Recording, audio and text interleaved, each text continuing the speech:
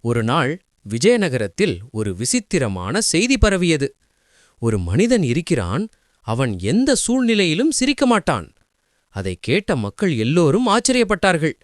ஏனென்றால் சிரிப்பு இல்லாமல் மனிதன் எப்படி வாழ முடியும்?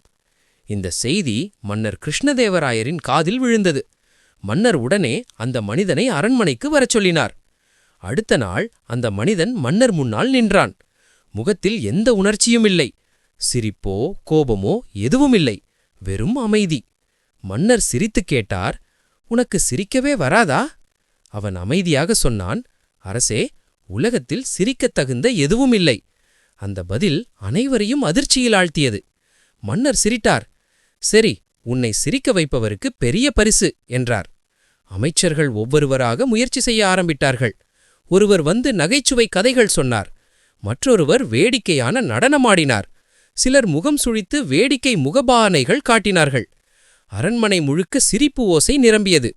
ஆனால் அந்த மனிதன் மட்டும் அமைதியாக நின்றான். அவனுடைய முகத்தில் ஒரு சிந்த சிரிப்பும் இல்லை. நாள் முழுக்க முயற்சி நடந்தது. ஆனால் யாராலும் அவனை சிரிக்க வைக்க முடியவில்லை. மன்னர் சற்று சிந்தித்தார். அப்போது தெனாலிராமன் மெதுவாக முன்னே வந்தார். "அரசே, நான் ஒரு முயற்சி செய்யலாமா?" என்றார். மன்னர் சிரித்து, "தெனாலிராமா, நீ முயற்சி பண்ணு" என்றார். தெனாலிராமன் அந்த மனிதனை ஒரு நிமிடம் பார்த்தார். அவன் முகத்தை கவனமாக ஆய்வு செய்தார். பிறகு எதுவும் சொல்லாமல் அங்கிருந்து சென்று விட்டார். அனைவரும் ஆச்சரியப்பட்டார்கள். இவன் ஏன் எதுவும் செய்யாமல் போயிட்டான் என்று பேசிக்கொண்டார்கள்.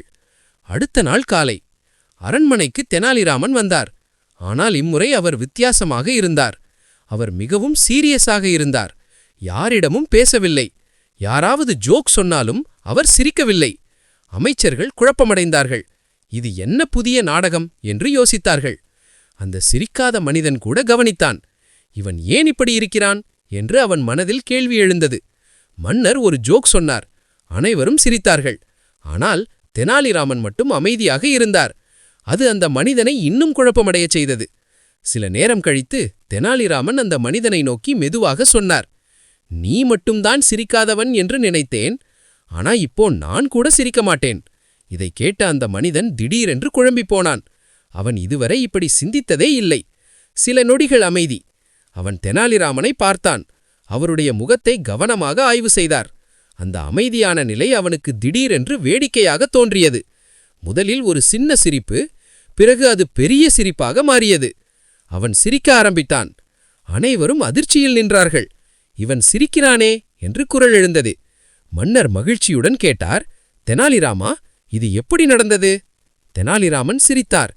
"அரசே, இவன் சிரிக்காததை ஒரு பெருமையாக நினைத்தான். அதை நான் அவனுக்கு மிரர் மாதிரி காட்டினேன். அவன் தன் செயலை தானே பார்த்தபோது அதுவே அவனுக்கு சிரிப்பாக மாறிவிட்டது." மன்னர் கைத்தட்டினார்.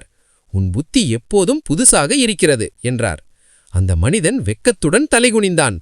"அரசே, நான் தவறு செய்தேன். இப்போ எனக்கு புரிந்தது. சிரிப்பு வாழ்க்கையின் ஒரு பகுதி" என்றான். அந்த நாள் முதல் அவன் எப்போதும் சிரிப்புடன் வாழ ஆரம்பித்தான். இந்த கதை சொல்லும் பாடம் என்னவென்றால், சில நேரங்களில் நாம் பெருமையாக நினைக்கும் விஷயங்கள் நமக்கே வேடிக்கையாக மாறிவிடும். மனிதன் சிரிக்கத் தெரிந்தால் வாழ்க்கை இன்னும் அழகாக மாறும். ஒரு நாள் ராஜா ஒரு விசித்திரமான போட்டி வைத்தார். யாராவது தங்களுடைய நிழலை பிடித்து கொண்டு வந்தால் அவருக்கு பெரிய பரிசு. அனைவரும் குழம்பி போனார்கள். ஆனா தெனாலிராமன் மட்டும் சிரித்தார். ஒரு அழகான காலையில் அரண்மனையில் பெரிய கூட்டம் இருந்தது. ராஜா சிம்மாசனத்தில் அமர்ந்து கொண்டு சொன்னார், "இன்று ஒரு சுவாரஸ்யமான போட்டி. யாராவது தங்களுடைய நிழலை பிடித்து கொண்டு வந்தால் அவருக்கு ஒரு பெரிய பரிசு தரப்படும்." அதைக் கேட்ட மக்கள் ஒருவரை ஒருவர் பார்த்தார்கள். நிழலை எப்படி பிடிப்பது என்று எல்லோரும் குழம்பினார்கள். சிலர் தரையில் நிழலை கையை வைத்து பிடிக்க முயன்றார்கள். சிலர் துணியால் மூட முயன்றார்கள். ஆனால் நிழல் யாராலும் பிடிக்க முடியவில்லை. அப்போது தெனாலிராமன் அமைதியாக எல்லாவற்றையும் பார்த்து கொண்டிருந்தார். அவர் சின்னதாக சிரித்தார். இந்த போட்டிக்கு ஒரு சின்ன யோசனை போதும் என்று நினைத்தார். அவர் உடனே வீட்டிற்குச் சென்று ஒரு பெரிய குடம் எடுத்தார். பின்னர் மீண்டும் அரண்மனைக்கு வந்தார். அரண்மனைக்குள் வந்து அவர் அந்த குடத்தை தரையில் வைத்தார். பின்னர் சூரிய ஒளி நேராக குடத்தினுள்ளே விழும் மாதிரி வைத்தார். அதற்கு பிறகு அவர் குடத்தை மூடி ராஜாவிடம் கொடுத்தார். "மகாராஜா, என் நிழலை நான் பிடித்துக் கொண்டு வந்து விட்டேன் என்று சொன்னார். அனைவரும் அதிர்ச்சியாக பார்த்தார்கள். ராஜா சிரித்தபடி கேட்டார், உண்மையிலேயே நிழலை பிடித்தாயா? அவர் மெதுவாக குடத்தை திறந்தார். அந்த நேரத்தில் குடத்தின் உள்ளே இருந்த இருள் வெளியே வந்தது. தெனாலிராமன் சிரித்தார். மகாராஜா, நிழல் என்றால் ஒளி இல்லாத இடம்தான். இந்த குடத்தின் உள்ளே இருந்த இருள், அதுதான் என் நிழல். ராஜா மிகவும் மகிழ்ச்சியாக சிரித்தார். எப்போதும் போல உன் புத்திசாலித்தனம் எல்லாரையும் ஆச்சரியப்படுத்துகிறது என்று கூறி தெனாலிராமனுக்கு பரிசு கொடுத்தார். அரண்மனையிலிருந்த அனைவரும் சிரித்தார்கள். அன்று எல்லோரும் ஒரு முக்கியமான விஷயம் கற்றுக்கொண்டார்கள். பிரச்சனை பெரியதாக இருந்தாலும் அதற்கான தீர்வு சில நேரங்களில் ஒரு சின்ன புத்திசாலித்தனமான யோசனைதான். ஒரு நாள் விஜயநகர அரசவைக்கு மிக விசித்திரமான ஒரு பரிசு வந்தது. ஒரு மாபெரும் பூசணிக்காய். அதுடன் ஒரு சவாலும் வந்தது. இந்த பூசணிக்காயின் ரகசியத்தை கண்டுபிடிக்க முடிந்தால்தான் உங்கள் அரசவை உண்மையில் புத்திசாலி என்று. அரசவையில் இருந்த அனைவரும் குழம்பினர். ஆனால் தெனாலிராமன் மட்டும் சிரித்துக் கொண்டிருந்தார். ஒருநாள் விஜயநகர அரசவையில் மன்னர் கிருஷ்ணதேவராயர் அமர்ந்திருந்தார். அப்போது அண்டை நாட்டின் தூதுவர் ஒருவர் பெரிய பூசணிக்காயை கொண்டு வந்தார். எங்கள் மன்னர் இந்த பூசணிக்காயை உங்களுக்கு அனுப்பியுள்ளார். இதன் ரகசியத்தை கண்டுபிடிக்க முடியுமா என்றார். அரசவையில் இருந்தவர்கள் அந்த பூசணிக்காயை பார்த்து வியந்தனர். அமைச்சர்கள் அனைவரும் பூசணிக்காயைச் சுற்றி நின்று யோசித்தார்கள். ஒருவர் சொன்னார், இதன் உள்ளே பொக்கிஷம் இருக்கலாம். மற்றொருவர் சொன்னார், இது ஒரு மந்திர பூசணிக்காய் இருக்கலாம். ஆனால் யாருக்கும் சரியான பதில் தெரியவில்லை. அப்போது தெனாலிராமன் மெதுவாக எழுந்தார். அவர் அந்த பூசணிக்காயை பார்த்து சிறிது நேரம் சிரித்தார். மன்னா, இந்த சவாலின் ரகசியம் பூசணிக்காயில் இல்லை என்றார். அனைவரும் ஆச்சரியமாக பார்த்தனர். தெனாலிராமன் சொன்னார், இந்த பூசணிக்காயை அனுப்பிய அண்டை நாட்டின் மன்னர் நம்முடைய புத்தியை சோதிக்கவே இந்த சவாலை அனுப்பியுள்ளார். பூசணிக்காய் பெரியது என்பதால் நாம் குழம்புவோமா என்று பார்க்க வந்த சோதனை இது. அரசவையிலிருந்த அனைவரும் அவரின் புத்திசாலித்தனத்தை பாராட்டினர். மன்னர் கிருஷ்ணதேவராயர் சிரித்தார். தெனாலிராமா, உண்மையான புத்தி என்றால் பிரச்சனையின் உள்ளே மட்டும் பார்க்காமல் அதன் பின்னுள்ள எண்ணத்தையும் புரிந்து கொள்வது என்றார். அனைவரும் கைத்தட்டினர். பிரச்சனை எவ்வளவு பெரியதாக இருந்தாலும் அதை அமைதியாக யோசித்தால் தீர்வு மிகவும் எளிதாக இருக்கலாம். முழு ராஜ்யத்தையும் கலங்க வைத்த ஒரு ரகசியம். அரண்மனையில் இருந்த விலை மதிப்புள்ள பொருட்கள் ஒவ்வொரு நாளும் மாயமாகிக் கொண்டே இருந்தது. காவலர்கள் இருந்தும் யாருக்கும் எதுவும் புரியவில்லை. அந்த நேரத்தில் அரண்மனைக்கு வந்தார் ஒரே ஒரு மனிதர். ஒரே ஒரு யோசனையால் அந்த மர்மத்தை உடைத்தவர். அவர்தான் நம்முடைய புத்திசாலி தெனாலிராமன். வணக்கம் நண்பா, நண்பிகளே. முதல்ல நம்ம சேனலை சப்ஸ்கிரைப் பண்ணிட்டு கதைய பாருங்க. பல ஆண்டுகளுக்கு முன்பு விஜயநகரம் என்ற பெரிய மற்றும் செழிப்பான ராஜ்யத்தில் ஒரு வீரமிகு மன்னன் ஆட்சி செய்தார். அந்த மன்னன் அறிவும் நீதியும் நிறைந்தவர். அவர்தான் கிருஷ்ணதேவராயர். அவரது அரண்மனையில் பல கவிஞர்கள், அறிஞர்கள் மற்றும் புத்திசாலிகள் இருந்தனர். ஆனால் அவர்களில் ஒருவரின் பெயர் மட்டும் அனைவரின் மனதிலும் தனியாக ஒலித்தது. அவருடைய கூர்மையான அறிவு, வேகமான யோசனை மற்றும் நகைச்சுவை உணர்வு அனைவரையும் கவர்ந்தது. அவர் யார் தெரியுமா? அவர்தான் நம்முடைய புகழ்பெற்ற அறிவாளி தெனாலிராமன். ஒரு நாள் காலை அரண்மனையில் மன்னர் சபை நடைபெற்றுக் கொண்டிருந்த போது ஒரு விவசாயி மிகவும் கவலையுடன் அரண்மனைக்கு வந்தான். அவன் மன்னருக்கு வணக்கம் செய்து பேச ஆரம்பித்தான். அரசே, நான் மிகவும் உழைத்து வளர்த்த பயிர்கள் சில நாட்களாக இரவு நேரங்களில் காணாமல் போய்க் கொண்டிருக்கின்றன. நான் மிகவும் கஷ்டப்பட்டு உழைத்தேன். ஆனால் யாரோ வந்து அதை எடுத்துக்கொண்டு போகிறார்கள். மன்னர் அந்த விவசாயியின் துயரை கேட்டதும் கவலைப்பட்டார். இதற்கு கண்டிப்பாக ஒரு தீர்வு இருக்க வேண்டும் என்று மன்னர் நினைத்தார். அவர் உடனே தெனாலிராமனை நோக்கி பார்த்தார். ராமா, இந்த விவசாயிக்கு உதவி செய்ய வேண்டும். அவனுடைய பிரச்சனையை நீயே தீர்க்க வேண்டும். தெனாலிராமன் அமைதியாக எழுந்து சிரித்தார். அரசே, கவலைப்பட வேண்டாம். இன்று இரவு நான் அந்த வயலை பார்க்கிறேன். அன்று இரவு தெனாலிராமன் அந்த விவசாயியின் வயலுக்குச் சென்றார். அவர் சுற்றி பார்த்தார். வயல் மிகவும் அழகாக இருந்தது. ஆனால் யாரோ இரவில் வந்து பயிர்களை எடுத்துச் செல்வது தெளிவாக தெரிந்தது. தெனாலிராமன் சிறிது நேரம் யோசித்தார். பிறகு அவர் ஒரு சின்ன யோசனை செய்தார். அடுத்த நாள் காலை வயலின் அருகில் ஒரு பெரிய பலகையை வைத்தார். அதில் பெரிய எழுத்துகளில் அவர் இப்படி எழுதினார்: இந்த வயலில் உள்ள சில பயிர்களில் வலிமையான மருந்து பூசப்பட்டுள்ளது. அதை எடுத்தால் உடனே வயிற்றுவலி வரும். அந்த பலகையை பார்த்தவர்கள் எல்லாம் ஆச்சரியப்பட்டார்கள். அந்த செய்தி மெதுவாக ஊரிலேயே பரவியது. இரவு நேரம் வந்தது. வயலுக்கு வர நினைத்த சிலர் அந்த பலகையை பார்த்தார்கள். அவர்கள் ஒருவரை ஒருவர் பார்த்து பேச ஆரம்பித்தார்கள். இந்த பயிர்களில் மருந்து இருக்கிறதாம். அதை எடுத்தால் உடனே உடம்பு பாதிக்குமாம். நாம் இதை தொடவே கூடாது. அவர்கள் எல்லாம் பயந்து அங்கிருந்து திரும்பிச் சென்றார்கள். அடுத்த நாள் காலை விவசாயி வயலுக்கு வந்து பார்த்தான். அனைத்து பயிர்களும் அப்படியே இருந்தன. ஒரு பயிரும் காணாமல் போகவில்லை. அவன் மிகவும் மகிழ்ச்சியடைந்தான். அவன் உடனே அரண்மனைக்குச் சென்று மன்னரிடம் சொன்னான். அரசே, என் வயல் இப்போது பாதுகாப்பாக இருக்கிறது. மன்னர் சிரித்தார். இது எல்லாம் தெனாலிராமனின் புத்திசாலித்தனம்தான். தெனாலிராமன் மெதுவாக சிரித்தார். சில நேரங்களில் பெரிய பிரச்சனைகளை தீர்க்க பெரிய சக்தி தேவையில்லை. சிறிய புத்திசாலித்தனம் போதும். அன்று முதல் அந்த வயலுக்கு யாரும் இரவில் வரவில்லை. விவசாயி மகிழ்ச்சியாக தனது பயிர்களை வளர்த்தான். மன்னர் கிருஷ்ணதேவராயரும் தெனாலிராமனின் அறிவை மீண்டும் பாராட்டினார். புத்திசாலித்தனமான யோசனை இருந்தால் எந்த பிரச்சனையையும் அமைதியாக தீர்க்க முடியும். அரசரின் அரண்மனையில் ஒரு விசித்திரமான சம்பவம் நடந்தது. ஒரு காகம். ஆனால் அது சாதாரண காகம் இல்லை. அது மனிதர்கள் பேசும் ரகசியங்களை மீண்டும் சொல்ல ஆரம்பித்தது. அரண்மனையில் வேலை பார்த்த ஒரு அமைச்சர் அதிர்ச்சியுடன் ஓடி வந்தார். அரசே, இது சாதாரண விஷயமில்லை. நான் நேற்று இரவு சொன்ன ரகசியத்தை ஒரு காகம் இன்று காலை ரிப்பீட் பண்ணுது. அரசர் குழப்பத்தில், காகமா? ரகசியமா பேசுதா? அரண்மனை முழுக்க சலசலப்பு. அந்த காகம் அரண்மனை மரத்தில் உட்கார்ந்து கொண்டு, அமைச்சர் நேற்று சொன்னார், இந்த வேலை நான் தான் செய்தேன். அனைவரும் அதிர்ச்சி. அமைச்சர் நடுங்க ஆரம்பித்தார். இது எப்படி சாத்தியம்? இப்போது எல்லாரும் பயந்தார்கள். நாம் பேசும் எல்லாம் வெளியே வந்துவிடுமா? சிலர் பேசவே தயங்கினார்கள். சிலர் ஒருவரை ஒருவர் சந்தேகிக்க ஆரம்பித்தார்கள். அரசர் கவலையில், இது நம்ம அரண்மனைக்கு ஆபத்து. அந்த நேரத்தில் தெனாலிராமன் அமைதியாக எல்லாவற்றையும் கவனித்துக் கொண்டிருந்தார். அவர் சிரித்தார்.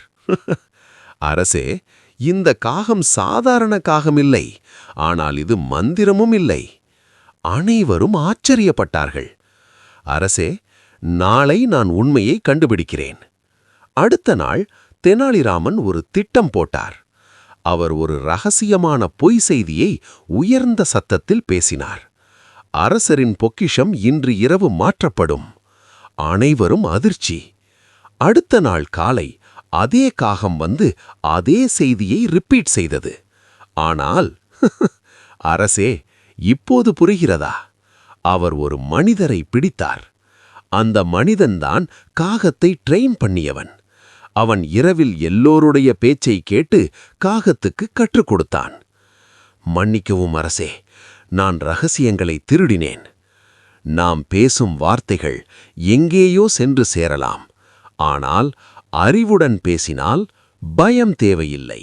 விஜயநகர அரசரின் அரண்மனையில் ஒரு நாள் விசித்திரமான சம்பவம் ஒன்று நடந்தது. ஒரு கண்ணாடி. ஆனால் அது சாதாரண கண்ணாடி இல்லை. அது பொய் சொல்பவர்களை வெளிப்படுத்தும் கண்ணாடி என்று சொன்னார்கள். அந்த நாள் காலை அரண்மனை வாசலில் ஒரு வெளிநாட்டு வியாபாரி வந்தான். அவன் கையில் அழகான பெட்டி ஒன்று. அவன் மரியாதையுடன் வணங்கி சொன்னான், மகா அரசே, இது சாதாரண பொருள் இல்லை. இந்த கண்ணாடி முன் யாராவது பொய் சொன்னால் அவர்களின் முகம் மாறிவிடும். அரசர் ஆச்சரியமாக பார்த்தார். அப்படி ஒரு கண்ணாடி இருக்க முடியுமா? அரண்மனை முழுக்க சலசலப்பு. அரசர் உடனே சோதிக்க முடிவு செய்தார். அமைச்சர்களே, ஒவ்வொருவரும் இந்த கண்ணாடி முன் நின்று உண்மை பேசுங்கள். முதலமைச்சர் முன்னே வந்தார். நான் எப்போதும் நேர்மையாக இருக்கிறேன். அனைவரும் கவனமாக பார்த்தார்கள். எதுவும் நடக்கவில்லை. அடுத்தவர் வந்தார். நான் ஒருபோதும் தவறு செய்யவில்லை. இன்னும் எதுவும் இல்லை. அமைச்சர்கள் அனைவரும் சற்று பயந்தார்கள்.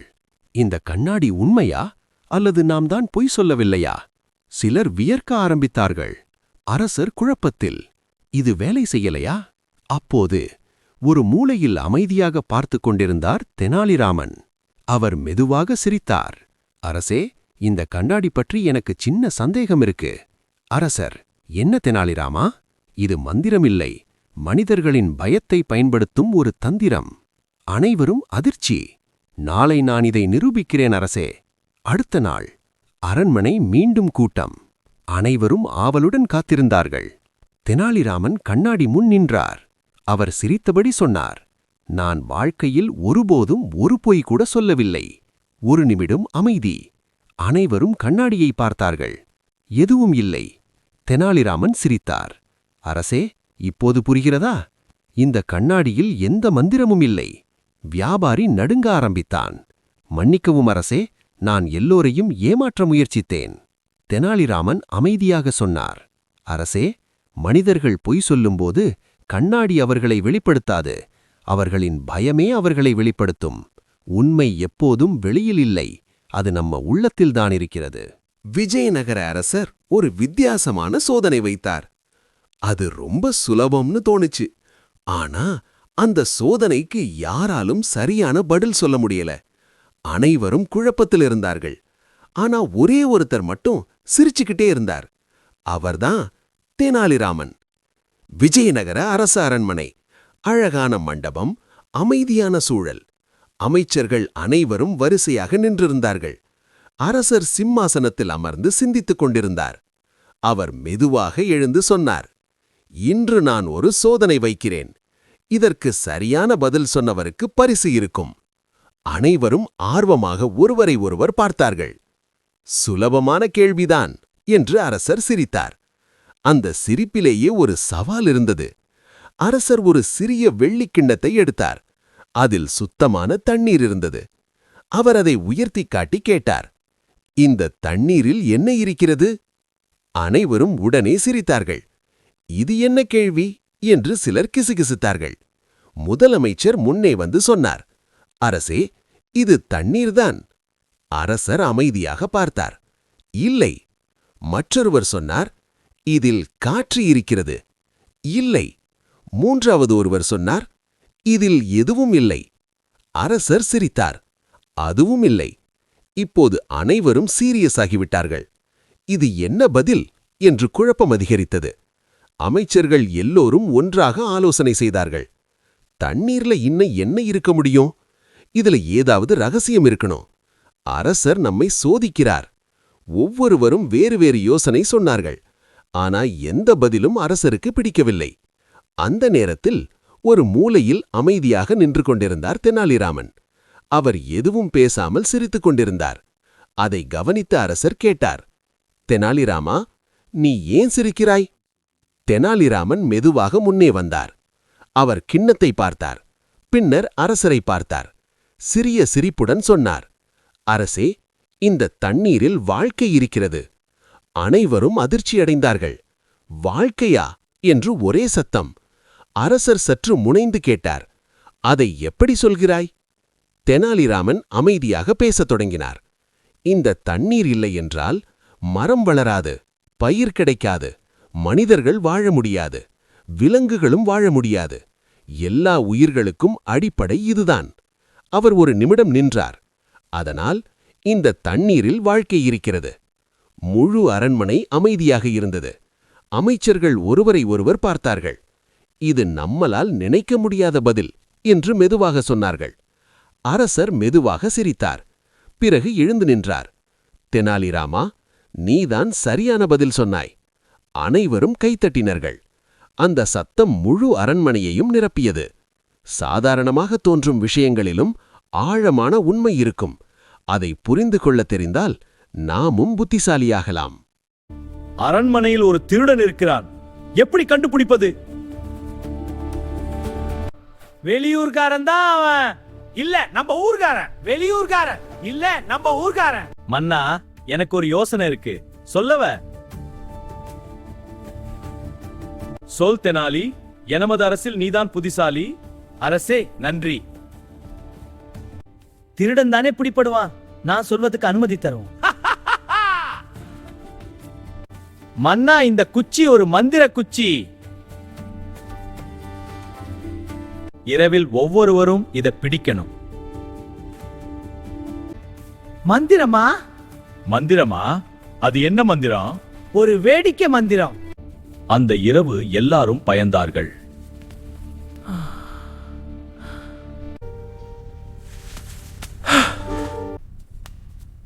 வளர்ந்தா மாட்டிக்குவேன், இப்போ என்ன பண்ணுறது?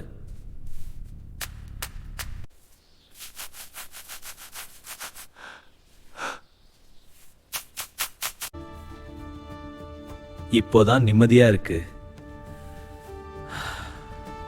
எல்லாரும் குச்சியை கொண்டு வாங்க.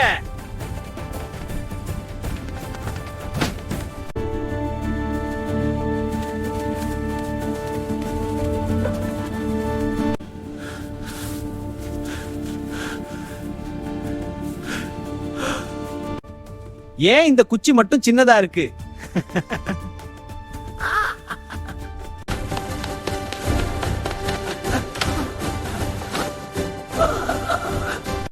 எப்படி என்ன கண்டுபிடிச்சீங்க? நான் குச்சி சின்னதா தானே வச்சிருந்தேன். உன் முகத்திலே எல்லாம் எழுதி இருக்கு. இந்த குச்சி ஒண்ணும் மந்திரம் குச்சி இல்ல. அரசே, வெறும் சாதாரண குச்சி தான். ஐயோ, நான் பயந்து போயிட்டேன். மாட்டிப்போம் பயந்த நீ அதை வெட்டி விட்டாய், அதனால மாட்டிக்கொண்டாய். அருமையான யோசனை தெனாலி, மீண்டும் நீ புத்திசாலின்னு நிரூபித்து விட்டாய். பரிசுக்கு நன்றி மன்னா. விஜயநகர அரசரின் அரண்மனையில் ஒரு நாள் யாரும் எதிர்பார்க்காத ஒரு சம்பவம் நடந்தது. ஒரு யானை, ஆனால் அது சாதாரண யானை இல்லை. அது மனிதர்கள் பேசும் வார்த்தைகளை மட்டுமல்ல, அவர்களின் மனதையும் புரிந்து கொண்டு அதற்கேற்ப நடந்து கொண்டது. அந்த நாள் காலை அரண்மனை வழக்கம் போல் அமைதியாக இருந்தது. அமைச்சர்கள் தங்களது வேலைகளில் மூழ்கியிருந்தார்கள். அரசர் கிருஷ்ணதேவராயர் சிம்மாசனத்தில் அமர்ந்து நாட்டின் நிலை பற்றி சிந்தித்துக் கொண்டிருந்தார். அந்த நேரத்தில் வாசலில் ஒரு பெரிய சத்தம். That that that. ஒரு வனவாசி ஒரு பெரிய யானையுடன் உள்ளே வந்தான். அந்த யானை மிகவும் அமைதியாக இருந்தது. ஆனால் அதன் கண்களில் ஒரு விசேஷமான புத்திசாலித்தனம் இருந்தது. அரசே என்று வணங்கி அவன் சொன்னான், இந்த யானை சாதாரண யானை இல்லை. இந்த யானை மனிதர்கள் பேசும் வார்த்தைகளை புரிந்து கொண்டு அவர்களின் உண்மையை உணர்கிறது. அரண்மனை முழுக்க சலசலப்பு. இது எப்படி சாத்தியம்? இது மந்திரமா? அரசர் சிரித்தார். சரி, இதை சோதிக்கலாம். முதல் அமைச்சர் முன்வந்தார். அவர் பெருமையாக, நான் இந்த நாட்டின் மிக முக்கியமானவர். யானை உடனே குரல் எழுப்பி அவரை பின் செல்ல வைத்தது. அதிர்ச்சி அமைச்சர். அடுத்தவர், நான் ஒரு சாதாரண சேவகன்தான். யானை அமைதியாக தலையை குனிந்து அவரை வரவேற்றது. அரண்மனை முழுக்க ஒரு நம்பிக்கை பரவியது. இந்த யானை உண்மையை தெரிந்து கொள்கிறது. சிலர் பேசவே தயங்கினார்கள். சிலர் தங்களது வார்த்தைகளை மாற்ற ஆரம்பித்தார்கள். அரசர் கூட சிந்தனையில் மூழ்கினார். ஒரு மூலையில் தெனாலிராமன் அமைதியாக எல்லாவற்றையும் கவனித்துக் கொண்டிருந்தார். அவர் மெதுவாக சிரித்தார். அரசே, இந்த யானை மிகவும் புத்திசாலி. ஆனால் இது மந்திரமில்லை. அனைவரும் அதிர்ச்சி. நாளை நான் உண்மையை நிரூபிக்கிறேன். அடுத்த நாள் அனைவரும் மீண்டும் கூடியார்கள். தெனாலிராமன் ஒரு சோதனை வைத்தார். சிலரை நல்ல வார்த்தைகள் பேசச் சொன்னார், சிலரை பெருமையாக பேசச் சொன்னார். அனைவரும் கவனித்தார்கள். நல்லவர்களிடம் யானை அமைதி, பெருமை கொண்டவர்களிடம் யானை கடினம். அரசர் ஆச்சரியத்தில். தெனாலிராமன் சொன்னார், அரசே, யானை வார்த்தைகளை மட்டுமல்ல, மனிதர்களின் நடத்தை உணர்கிறது.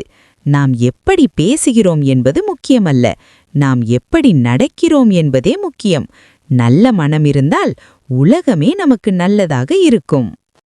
அரசரின் அரண்மனையில் ஒரு விசித்திரமான சம்பவம் நடந்தது. ஒரு காகம், ஆனால் அது சாதாரண காகம் இல்லை. அது மனிதர்கள் பேசும் ரகசியங்களை மீண்டும் சொல்ல ஆரம்பித்தது. அரண்மனையில் வேலை பார்த்த ஒரு அமைச்சர் அதிர்ச்சியுடன் ஓடி வந்தார். அரசே, இது சாதாரண விஷயமில்லை. நான் நேற்று இரவு சொன்ன ரகசியத்தை ஒரு காகம் இன்று காலை ரிப்பீட் பண்ணுது. அரசர் குழப்பத்தில், காகமா? ரகசியமா பேசுதா? அரண்மனை முழுக்க சலசலப்பு. அந்த காகம் அரண்மனை மரத்தில் உட்கார்ந்து கொண்டு, அமைச்சர் நேற்று சொன்னார், இந்த வேலை நான் தான் செய்தேன். அனைவரும் அதிர்ச்சி. அமைச்சர் நடுங்க ஆரம்பித்தார். இது எப்படி சாத்தியம்? இப்போது எல்லாரும் பயந்தார்கள். நாம் பேசும் எல்லாம் வெளியே வந்து விடுமா? சிலர் பேசவே தயங்கினார்கள். சிலர் ஒருவரை ஒருவர் சந்தேகிக்க ஆரம்பித்தார்கள். அரசர் கவலையில், இது நம்ம அரண்மனைக்கு ஆபத்து. அந்த நேரத்தில் தெனாலிராமன் அமைதியாக எல்லாவற்றையும் கவனித்துக் கொண்டிருந்தார். அவர் சிரித்தார். அரசே, இந்த காகம் சாதாரண காகம் இல்லை, ஆனால் இது மந்திரமும் இல்லை. அனைவரும் ஆச்சரியப்பட்டார்கள். அரசே, நாளை நான் உண்மையை கண்டுபிடிக்கிறேன். அடுத்த நாள் தெனாலிராமன் ஒரு திட்டம் போட்டார். அவர் ஒரு ரகசியமான பொய் செய்தியை உயர்ந்த சத்தத்தில் பேசினார். அரசரின் பொக்கிஷம் இன்று இரவு மாற்றப்படும். அனைவரும் அதிர்ச்சி.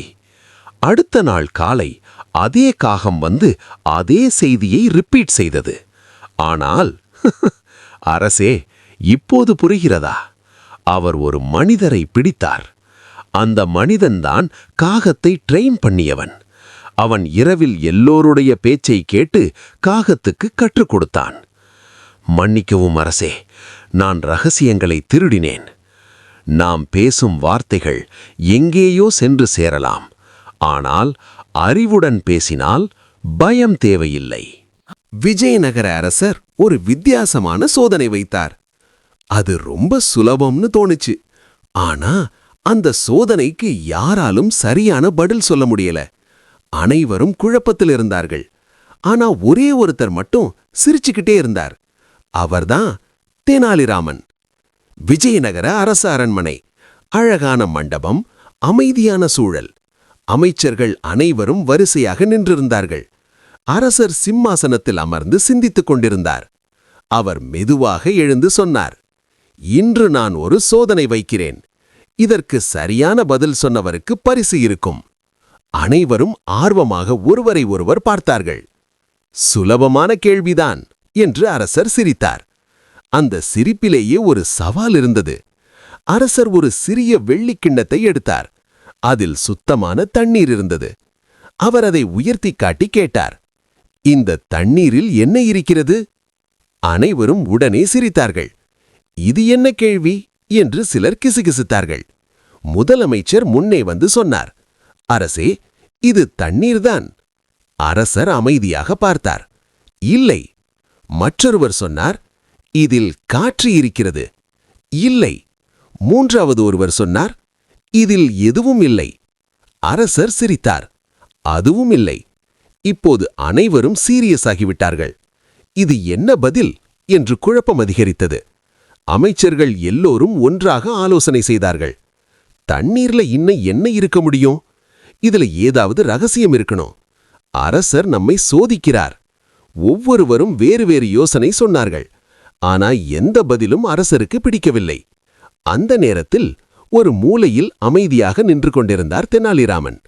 அவர் எதுவும் பேசாமல் சிரித்துக் கொண்டிருந்தார். அதை கவனித்த அரசர் கேட்டார், தெனாலிராமா, நீ ஏன் சிரிக்கிறாய்? தெனாலிராமன் மெதுவாக முன்னே வந்தார். அவர் கிண்ணத்தை பார்த்தார். பின்னர் அரசரை பார்த்தார். சிறிய சிரிப்புடன் சொன்னார், அரசே, இந்த தண்ணீரில் வாழ்க்கை இருக்கிறது. அனைவரும் அதிர்ச்சியடைந்தார்கள். வாழ்க்கையா என்று ஒரே சத்தம். அரசர் சற்று முனைந்து கேட்டார், அதை எப்படி சொல்கிறாய்? தெனாலிராமன் அமைதியாக பேசத் தொடங்கினார். இந்த தண்ணீர் இல்லை என்றால் மரம் வளராது, பயிர் கிடைக்காது, மனிதர்கள் வாழ முடியாது, விலங்குகளும் வாழ முடியாது. எல்லா உயிர்களுக்கும் அடிப்படை இதுதான். அவர் ஒரு நிமிடம் நின்றார். அதனால் இந்த தண்ணீரில் வாழ்க்கை இருக்கிறது. முழு அரண்மனை அமைதியாக இருந்தது. அமைச்சர்கள் ஒருவரை ஒருவர் பார்த்தார்கள். இது நம்மால் நினைக்க முடியாத பதில் என்று மெதுவாக சொன்னார்கள். அரசர் மெதுவாக சிரித்தார். பிறகு எழுந்து நின்றார். தெனாலிராமா, நீதான் சரியான பதில் சொன்னாய். அனைவரும் கைத்தட்டினர்கள். அந்த சத்தம் முழு அரண்மனையையும் நிரப்பியது. சாதாரணமாக தோன்றும் விஷயங்களிலும் ஆழமான உண்மை இருக்கும். அதை புரிந்து கொள்ளத் தெரிந்தால் நாமும் புத்திசாலியாகலாம். விஜயநகர அரசரின் அரண்மனையில் ஒரு நாள் விசித்திரமான சம்பவம் ஒன்று நடந்தது. ஒரு கண்ணாடி. ஆனால் அது சாதாரண கண்ணாடி இல்லை. அது பொய் சொல்பவர்களை வெளிப்படுத்தும் கண்ணாடி என்று சொன்னார்கள். அந்த நாள் காலை அரண்மனை வாசலில் ஒரு வெளிநாட்டு வியாபாரி வந்தான். அவன் கையில் அழகான பெட்டி ஒன்று. அவன் மரியாதையுடன் வணங்கி சொன்னான், மகா அரசே, இது சாதாரண பொருள் இல்லை. இந்த கண்ணாடி முன் யாராவது பொய் சொன்னால் அவர்களின் முகம் மாறிவிடும். அரசர் ஆச்சரியமாக பார்த்தார். அப்படி ஒரு கண்ணாடி இருக்க முடியுமா? அரண்மனை முழுக்க சலசலப்பு. அரசர் உடனே சோதிக்க முடிவு செய்தார். அமைச்சர்களே, ஒவ்வொருவரும் இந்த கண்ணாடி முன் நின்று உண்மை பேசுங்கள். முதல் அமைச்சர் முன்னே வந்தார். நான் எப்போதும் நேர்மையாக இருக்கிறேன். அனைவரும் கவனமாக பார்த்தார்கள். எதுவும் நடக்கவில்லை. அடுத்தவர் வந்தார். நான் ஒருபோதும் தவறு செய்யவில்லை. இன்னும் எதுவும் இல்லை. அமைச்சர்கள் அனைவரும் சற்று பயந்தார்கள். இந்த கண்ணாடி உண்மையா அல்லது நாம் தான் பொய் சொல்லவில்லையா? சிலர் வியர்க்க ஆரம்பித்தார்கள். அரசர் குழப்பத்தில். இது வேலை செய்யலையா? அப்போது ஒரு மூலையில் அமைதியாக பார்த்து கொண்டிருந்தார் தெனாலிராமன். அவர் மெதுவாக சிரித்தார். அரசே, இந்த கண்ணாடி பற்றி எனக்கு சின்ன சந்தேகம் இருக்கு. அரசர், என்ன தெனாலிராமா? இது மந்திரமில்லை, மனிதர்களின் பயத்தை பயன்படுத்தும் ஒரு தந்திரம். அனைவரும் அதிர்ச்சி. நாளை நான் இதை நிரூபிக்கிறேன் அரசே. அடுத்த நாள் அரண்மனை மீண்டும் கூட்டம். அனைவரும் ஆவலுடன் காத்திருந்தார்கள். தெனாலிராமன் கண்ணாடி முன் நின்றார். அவர் சிரித்தபடி சொன்னார், நான் வாழ்க்கையில் ஒருபோதும் ஒரு பொய் கூட சொல்லவில்லை. ஒரு நிமிடம் அமைதி. அனைவரும் கண்ணாடியை பார்த்தார்கள். எதுவும் இல்லை. தெனாலிராமன் சிரித்தார். அரசே, இப்போது புரிகிறதா? இந்த கண்ணாடியில் எந்த மந்திரமும் இல்லை. வியாபாரி நடுங்க ஆரம்பித்தான். மன்னிக்கவும் அரசே, நான் எல்லோரையும் ஏமாற்ற முயற்சித்தேன். தெனாலிராமன் அமைதியாக சொன்னார். அரசே, மனிதர்கள் பொய் சொல்லும்போது கண்ணாடி அவர்களை வெளிப்படுத்தாது. அவர்களின் பயமே அவர்களை வெளிப்படுத்தும். உண்மை எப்போதும் வெளியில் இல்லை, அது நம்ம உள்ளத்தில்தான் இருக்கிறது. அரண்மனையில் ஒரு அதிசயமான அறிவிப்பு வந்தது.